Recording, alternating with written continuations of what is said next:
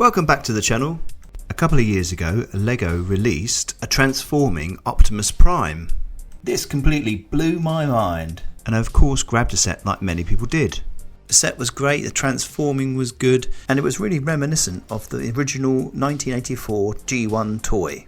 I of course built it, and it sat on my shelf for a couple of years, and every time I looked at it I kind of thought it's just not quite what it looked like in the cartoons. Having grown up in the 80s, I used to watch that cartoon over and over. Let's roll. Optimus Prime was like a hero, and as it was going to sit on my shelf, I thought I need it to look more like the cartoon. You also now get a lot of toys that look like the G1 cartoon, and this was a great inspiration. Before we start, don't forget to subscribe. Your support means everything. Okay, so using only the pieces from LEGO set 10302, I've come up with the following. I'll give it a little bit of a pan so you can see all of the body, and obviously the rear, which took a bit of time to sort. Okay, looking at mine on the left and the original on the right, I felt his body was a bit too square, and when you see him in the cartoon he's a bit broader in stature, and his waist tapers in rather than just drops off. So I increased his chest size by one stud either way, and I've shown that his body tapers in at the sides. I've obviously kept it so you can open up his chest and see the matrix of leadership inside. I didn't change this piece because there was not really much to do to it. His arms bend nicely and his hands are actually the same as the original model. I didn't think you needed to change that really. His waist, or his pants as I like to call them, act as one unit and can turn all the way round.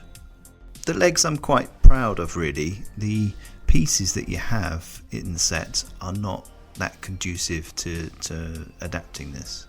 I've had to be a bit clever about how I do the sides and the rear. There's a few void areas, but it all holds together nicely. And the other thing on the original set was that the knees didn't bend, so I've tried to add that as well, and I was really pleased when I stood him up and he managed to stand. I used the basis of how the original model's feet operated, but have adapted the rest of the leg. On the cartoon character you don't see the wheels on the side of the leg, but due to the number of pieces that I had to use, I've kept the wheels.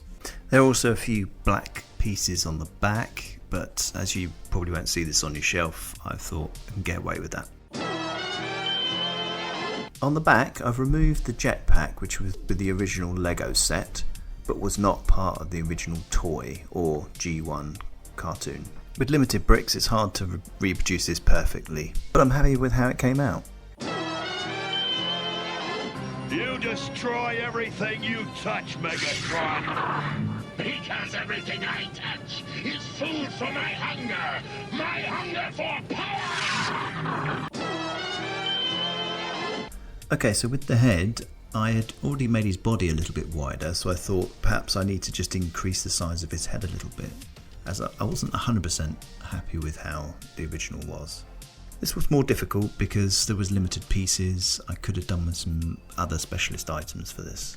Again, I'm happy with this, and when you put it back on the body it looks good. Overall, I'm really pleased with the way this has turned out. I put a good bit of effort into trying to make this look like the original. When you're limited to a specific set to try and adapt, it can be a bit of a challenge, and sometimes it was frustrating, especially on the legs, but I'm pleased with how it's all come together. I'd really love to hear people's comments. Do you like what I've done? Would you like to see some instructions on how to build this? Any other comments about the look, the style? That'd be great. Thanks for watching. Don't forget to subscribe, and see you next time. Let's roll.